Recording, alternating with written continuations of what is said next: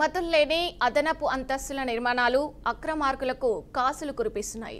ఇలాంటి వాటిపై పలువురు కార్పొరేటర్లు, అధికారులు, ఇతర వ్యక్తులు ఫిర్యాదు చేయడం, యజమానుల నుంచి డబ్బు వసూలు చేసుకోవడంతో ఎవరికి వారే యమునా తీరే అన్న చందంగా మారింది జీహెచ్ఎంసీ పనితీరు. ఎవరికి నచ్చినట్టు వారు తమ ఇష్టానుసారంగా నిర్మాణాలు చేసుకుంటూ పోతున్నారు. అక్రమ నిర్మాణాలు చూస్తే టౌన్ ప్లానింగ్ అధికారుల తీరుపై అనుమానాలు వ్యక్తమవుతున్నాయి. ఆలస్యానికి అలవాటు పడిన సర్కిల్, జోనల్ స్థాయి టౌన్ ప్లానింగ్ అధికారులు నిర్మాణదారుల పట్ల ఉదాసీనంగా ఉండడంతో నిర్మాణందారులు అనుమతి ఒకలా తీసుకొని నిర్మాణం మరొకలాగా చేస్తున్నారు. అధిక మొత్తంలో వసూలు చేస్తూ అక్రమ నిర్మాణాలకు ప్రోత్సహిస్తున్నారనే విమర్శలు వినిపిస్తున్నాయి. ఎక్కడ నిర్మాణాలు జరుగుతున్నాయనే కాచుకు కూర్చుంటున్నారు. తర్వాత వెళ్లి కాసులు వసూలు చేస్తున్నారు. 2026 ఫిబ్రవరితో జీహెచ్ఎంసీ పాలక మండలి గడువు పూర్తవనుండగా మిగిలిన 6 నెలల్లో అందిన కాడికి దండుకోవాలని కొందరు కార్పొరేటర్లు లక్ష్యంగా పెట్టుకున్నారు.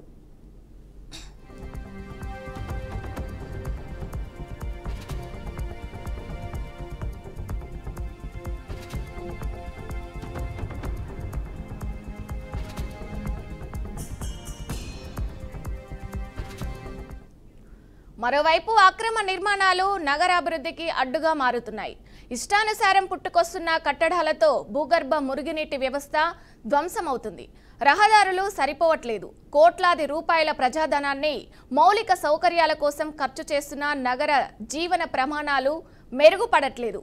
అక్రమ నిర్మాణాలపై దాఖలవుతున్న కోర్టు కేసులను వేగంగా పరిష్కరించే టౌన్ ప్లానింగ్ ట్రిబ్యునల్ ఏర్పాటు, సమస్యను పునాదిలోనే అడ్డుకోగల ప్రత్యేక టాస్క్ ఫోర్స్ బృందాలతోనే వీటికి అడ్డుకట్ట పడుతుందనే అభిప్రాయం వ్యక్తమవుతుంది. టౌన్ ప్లానింగ్ ట్రిబ్యునల్ ఏర్పాటుకు ఇటీవల రాష్ట్ర ప్రభుత్వం చర్యలు ప్రారంభించింది. అందులో ఎవరెవరు ఉండాలి, చైర్మన్ నియామకం వంటి ప్రక్రియ పురోగతిలో ఉంది. మిగిలిన ప్రక్రియను వేగంగా పూర్తి చేయాలని జీహెచ్ఎంసీ అధికారులు ప్రభుత్వాన్ని కోరుతున్నారు.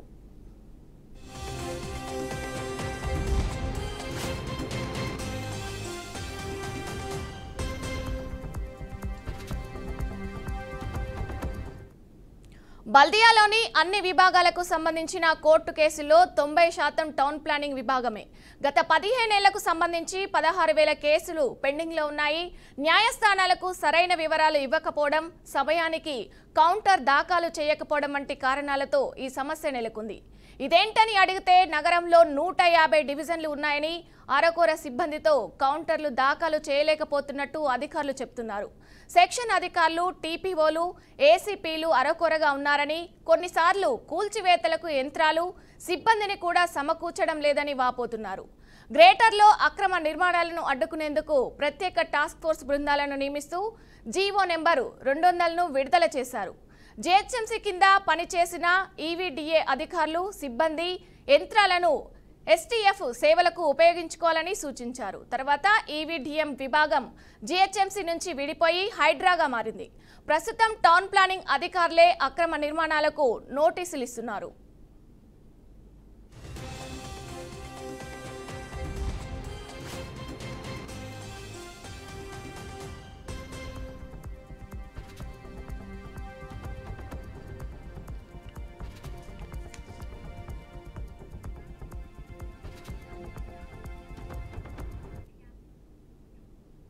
ఇక ఇదే అంశానికి సంబంధించి మరింత సమాచారం మా ప్రతినిధి రాజేంద్ర లైవ్ ద్వారా అందిస్తారు. రాజేంద్ర.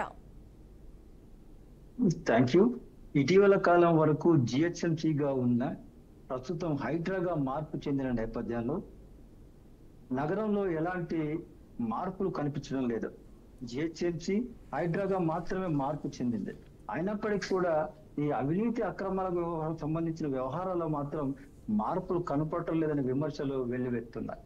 ప్రధానంగా గృహ భవన నిర్మాణాల విషయంలో మాత్రం భారీగా అవినీతి అక్రమాలు జోరుగా సాగుతున్నాయనే వాదనలు బలంగా వినిపిస్తున్నాయి.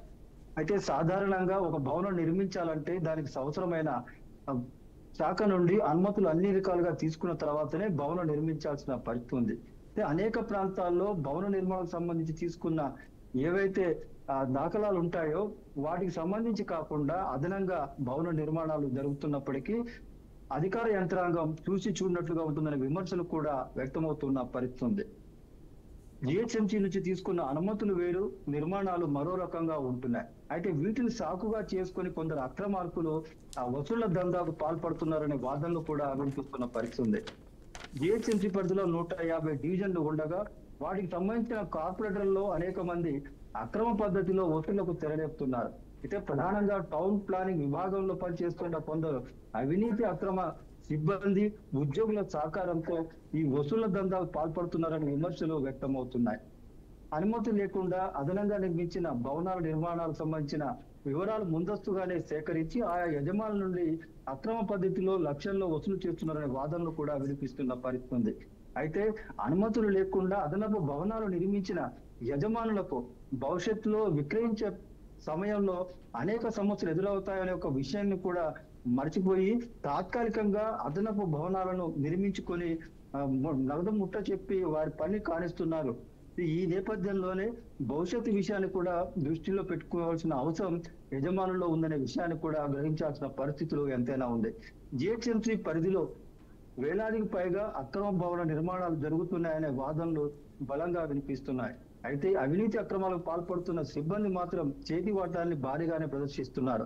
2026 ఫిబ్రవరితో జిహెచ్ఎంసీ పాలకవర్గం గడువు ముగియనున్నందున మరో 6 నెలలే ఈ కాల పరిమితి ఉండడంతో అందిన కాడికి దోచుకునే పద్ధతిలో టౌన్ ప్లానింగ్లోని కొందరు సిబ్బంది, ఉద్యోగులు కార్పొరేటర్ల సహకారంతో కుమ్మక్కై ఈ దందా వ్యవహారాన్ని కొనసాగిస్తున్నారనే వాదనలు బలంగా వినిపిస్తున్న పరిస్థితి ఉంది. 15 ఏళ్లలో 16,000కు పైగా కేసులు పెండింగ్ లో ఉన్నాయంటే దానికి సంబంధించిన అధికారులు కానీ సిబ్బంది కానీ సకాలంలో స్పందించి ఆ కేసుల క్లియరెన్స్ కోసం పనిచేయలేదనే విమర్శలు కూడా వ్యక్తమవుతున్న పరిస్థితి ఉంది. సాధారణంగా రాష్ట్ర రాజధాని జిహెచ్ఎంసీలో అవసరమైన అధికారులు, సిబ్బంది, ఉద్యోగులను నియమించి సక్రమ పాలన కొనసాగించాల్సిన అవసరం ఎంతైనా ఉంది. ఈ నేపథ్యంలో ప్రభుత్వం కూడా దృష్టి సారించకపోవడం వల్ల కూడా ఈ తరహా దందా కొనసాగుతుందనే వాదనలు కూడా బలంగా వినిపిస్తున్న పరిస్థితి ఉంది. ఏదైనా అక్రమ నిర్మాణాలు, అదనపు భవనాల నిర్మాణాల విషయంలో మాత్రం భారీగా జరుగుతున్న అవినీతి అక్రమ వ్యవహారాల విషయంలో మాత్రం ఈ టాస్క్ ఫోర్స్ బృందాల ద్వారా ప్రత్యేక తనిఖీ నిర్వహింపచేసి వాటిని నివారించేందుకు ప్రత్యేక చర్యలు తీసుకోవాలని కూడా స్థానిక ప్రజలు కోరుతున్న పరిస్థితి కనిపిస్తుంది. ప్రభుత్వం ప్రత్యేకంగా హైడ్రాపై దృష్టి పెట్టి అక్రమ నిర్మాణాల విషయంతో పాటు అదనపు భవనాల నిర్మాణాల విషయంలో మాత్రం అనుమతి లేకుండా నిర్మించిన భవనాల విషయంలో కూడా ఆ ప్రత్యేకమైన చొరవ తీసుకుని టాస్క్ ఫోర్స్ విభాగం ద్వారా తనిఖీలు చేయించి వాటన్నిటిపై క్రమబద్ధీకరించేందుకు చర్యలు తీసుకోవాల్సిన అవసరం ఉందని కూడా స్థానిక ప్రజలు అభిప్రాయపడుతున్నారు. ఏదైనా టౌన్ ప్లానింగ్ విభాగంలో ప్రధానంగా అనేక సంవత్సరాలుగా తిష్టవేసిన కొందరు ఉద్యోగులు అక్రమ పద్ధతిలో వసూళ్లకు పాల్పడుతున్నందునే ఈ తరహా వ్యవహారం భారీగా జిహెచ్ఎంసీలో కొనసాగుతుందనే వాదనలు కూడా వినిపిస్తున్న పరిస్థితి కనపడతా ఉంది. ప్రభుత్వం మాత్రం హైదరాబాద్ పరిధిలోని జిహెచ్ఎంసీ ఏరియాలో ఈ అవినీతి అక్రమాలు నివారించేందుకు కఠినమైన చర్యలు తీసుకోవాల్సిన బాధ్యతతో పాటు పెండింగ్ లో ఉన్న కేసులు కూడా పరిష్కరింపచేసే దిశలో కూడా చర్యలు తీసుకోవాల్సిన అవసరం ఉందని స్థానిక ప్రజలు అభిప్రాయపడుతున్న పరిస్థితి ఉంది.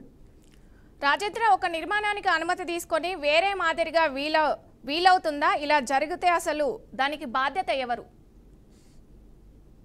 సాధారణంగా ఒక భవనాన్ని నిర్మాణించాలంటే జిహెచ్ఎంసీ పరిధిలోని కమిషనర్, వివిధ విభాగాలకు చెందిన అధికారులతోటి అవసరమైన ఏదైతే వాటికి సంబంధించిన డాక్యుమెంట్స్ తీసుకున్న తర్వాత వాటి పరిధిలోనే భవన నిర్మాణం జరగాల్సి ఉంటుంది. అయితే అందుకు భిన్నంగా యజమానులు కొంత కక్కుర్తి పడటంతో పాటు టౌన్ ప్లానింగ్ లోని కొందరు అవినీతి అక్రమార్కుల లాలూచీతో అదనపు భవనాలను నిర్మించుకొని తాత్కాలికంగా ఉపశమనం పొందుతున్నారు. అందుకు గాను లక్షల రూపాయలు అక్రమార్కుల చేతికి ముట్టజెప్తున్నారే తప్ప భవిష్యత్తు ప్రణాళికను, భవిష్యత్తు అవసరాలు దృష్టిలో పెట్టుకోవట్లేదనే ఒక విమర్శలు కూడా ఉన్నాయి. దీని వలన సదరు యజమానులే నష్టపోయే పరిస్థితి కూడా ఉంటుంది. ఫ్యూచర్ లో ఆ భవనాన్ని విక్రయించే పరిస్థితిలో ఉంటే దానికి సంబంధించిన ఆధారాలు, డాక్యుమెంట్స్ కూడా కొన్న యజమానికి ఇవ్వాల్సిన పరిస్థితి ఉంటుంది.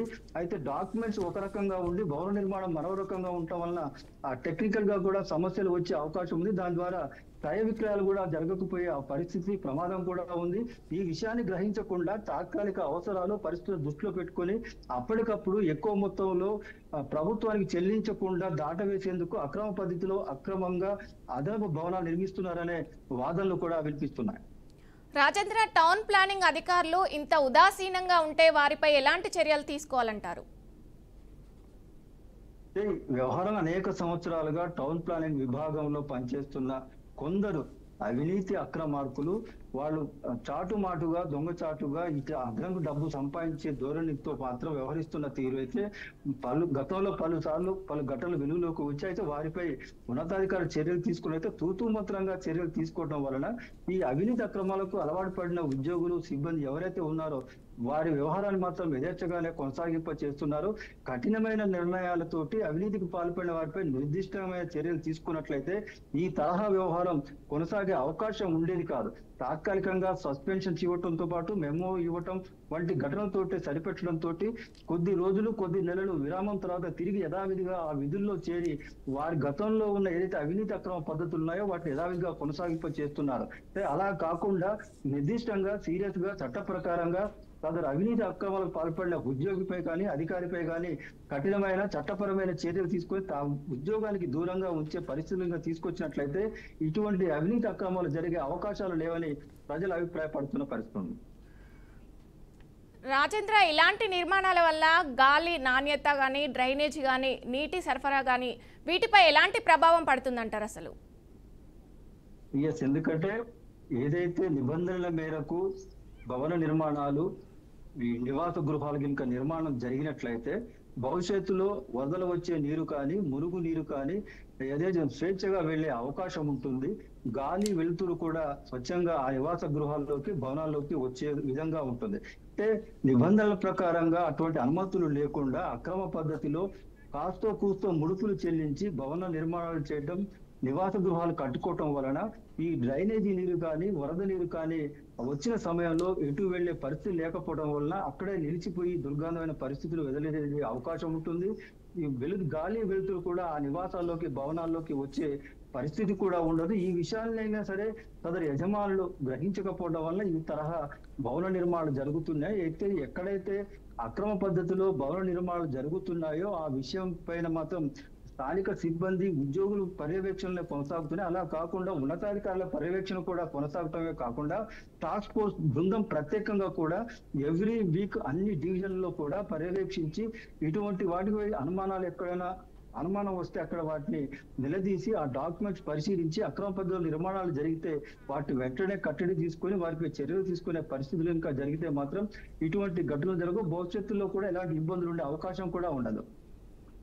రాజేంద్ర, చూసుకున్నట్టయితే ఇలాంటి అనుమతులు లేని భవనాల నిర్మాణం వల్ల ఫ్యూచర్లో ప్రజల ప్రాణాలకు ప్రమాదమయ్యే అవకాశం ఉంది కదా, దీన్ని ఎలా చూడొచ్చు అంటారు అసలు?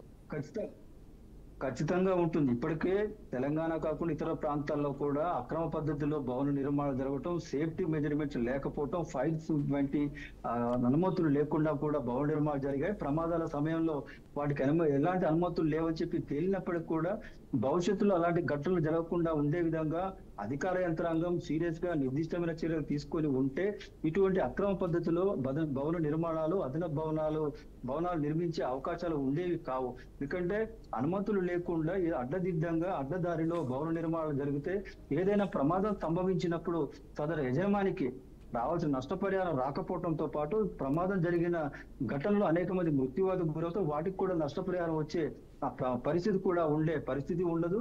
అయితే ఈ తరహా వ్యవహారాలన్నిటికీ కూడా చెక్ పెట్టాలి అని అంటే మాత్రం అధికార యంత్రాంగం అంటే హయ్యర్ ఆఫీసర్స్ మాత్రం ఖచ్చితంగా ఆ ఆఫీస్ లోనే ఉండి మానిటరింగ్ చేయకుండా విధిగా వారంలో ఒకసారో 10 రోజులకు ఒకసారో డివిజన్లలో పర్యటించి ఇటువంటి వాటిపై కనుక నజరు పెట్టినట్లయితే అవినీతి అక్రమ పద్ధతిలో నిర్మాణాలు జరిగిన భవనాలు నివాస గృహాలన్నిటి కూడా వెలుగులోకి వస్తాయి. వాటిపై కూడా సీరియస్ గా ఒక నిర్ణయం తీసుకొని అక్రమ పద్ధతులు నిర్మించిన వారిపై చర్యలు తీసుకోవడమే కాకుండా అక్రమ వసూళ్లకు పాల్పడుతున్న ఆ టౌన్ ప్లానింగ్ కానీ ఇతర శాఖలకు చెందిన ఉద్యోగులు సిబ్బంది పైన కూడా చర్యలు తీసుకుంటే మాత్రం ఇటువంటి వాటిని మాత్రం నివారించే అవకాశం ఎంతైనా ఉంటుంది.